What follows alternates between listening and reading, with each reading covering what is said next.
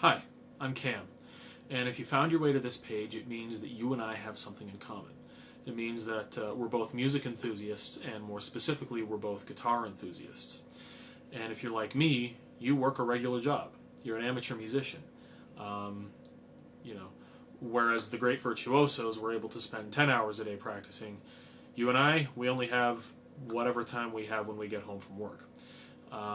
So my goal with this video series is to help you use your time more efficiently. If all you have is a half hour a day, I want to help you make that half hour as productive as it possibly can be. I guess I'll tell you a little bit about myself. I'm an English teacher, a high school English teacher from Calgary, Alberta. And I spent a lot of my youth trying to better myself on my instrument. I still spend as much time as I possibly can trying to make myself better than I was the day before. And so when I was younger, I would spend a lot of time with Guitar World magazine. I had a subscription to that for a very long time, and I have a large collection that I still go back to whenever I want. I'm a big fan of John Petrucci's instructional video, Rock Discipline. I like Troy Stetina's book, Speed Mechanics for Lead Guitar. Michelangelo Badio has a great DVD called Speed Kills, and Paul Gilbert has some great instructional materials as well. So, having spent a lot of time, perusing those videos and kind of picking from them what I find most useful, the things that I find most relevant to me, I have come up with a set of exercises that have helped me make some significant gains in the time that I have available to me. Has it made me a grand world-class virtuoso? No, I don't think so. Will it make you a world-class virtuoso? Probably not. But will it help you make some significant, respectable gains to the chops that you have in your arsenal? I think so. One of the things I've always struggled with as a player is comparing myself to other people, and I'm sure you do it too. It's really easy to feel intimidated. It's really easy to feel inadequate when you look at someone like Richie Kotzen or Jason Becker or Marty Friedman or Steve Vai. Those guys who can, it seems, can play anything. Now we got to remember, these guys are pros, and they do have, and they did have, a great deal of time to practice every single day. So they were able to build up an arsenal of chops, larger than most people are able to. But a few years back, I was fortunate enough to be able to see a Steve Vai masterclass, and it was great. It was Steve, and it was 100 people in a very small, very intimate setting. And I got a chance to meet him, and he said some interesting things during that masterclass. And one thing he said was, and I quote, "I can't play like Yngwie, nor do I want to." And then the second thing he said that really stuck with me was, there are some great players on YouTube, some with even better chops than me. And, for him to acknowledge that, to acknowledge what may seem to him like limitations in his own playing, strikes me as, I find it quite astounding. But I think it speaks to something very important. One of the reasons that Steve Vai is great is because he's great at being Steve Vai. And I think this is true of Yngwie Malmsteen, I think this is true of Zakk Wylde. You don't hear these great players trying to sound like each other. They all have respect for each other, I think. Each one does what he does, and he does it really well. And I think we could take a lesson from that. There's a really great book called Effortless Mastery, and it's by a jazz pianist named Kenny Werner. And now, I don't want you to get the wrong idea about the title of that book. The title of the book does not mean that you can master something without any effort at all.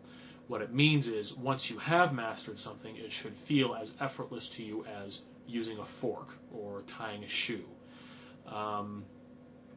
So what Werner says in this book is the great players picked a few things and got really, really good at them. And that's exactly my goal with this video series. I'm going to show you a couple of exercises, some scale shapes that if you work them into your practice routine for 20 minutes, even a half hour a day, you can make some significant gains in your chops and in your knowledge of the fretboard. Now, what I'm going to show you is nothing new. These scale shapes have been around for a long time. There are plenty of other publications that have published them, that have shared them. I'd like to think that I break them down in a way that hopefully you'll find useful, and if you do, great. I'm happy to help if at all possible.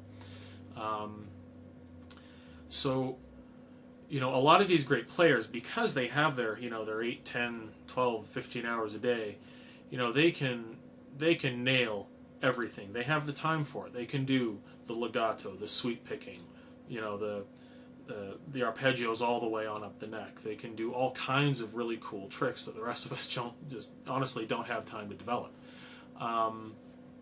So for me, what I've selected as important to me, and you may select different things as important to you, but for me, I think out of all the techniques out there, legato's cool, sweep arpeggios are really cool.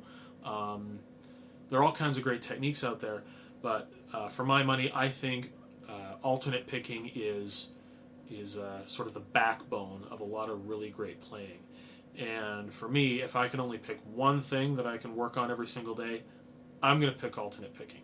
So in this series, I'm going to show you a single alternate picking exercise that will help you make some significant gains.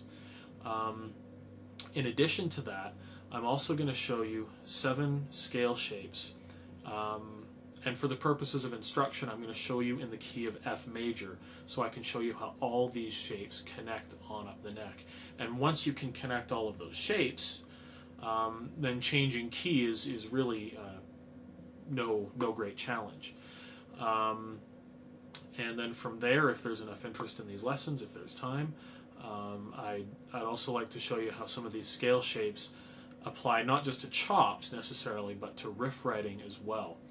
And hopefully, what I have will help you out somewhat. And if you like them, if you like these lessons, tell your friends about them. And I guess that's it for this introductory video. One other thing, and you will have read this in the disclaimer at the beginning of the video. I just want to say I am not a doctor. I am not a medical professional. And the exercises that I'm going to show you have been useful to me. I personally have never injured myself playing guitar. I have catching a football the wrong way, and I have lifting weights the wrong way, but I've never injured myself playing guitar, and I haven't injured myself with the exercises that I'm going to show you. Still, I'm not a medical professional, so I highly recommend that before you engage in any kind of exercise, be it full body physical exercise or guitar for that matter, consult your doctor, consult a physiotherapist, get their expert opinion first, and if anything hurts at all, stop immediately. And with that, hopefully you'll find this series fun, hopefully you'll find it useful, and I'll see you in the next video. Cheers.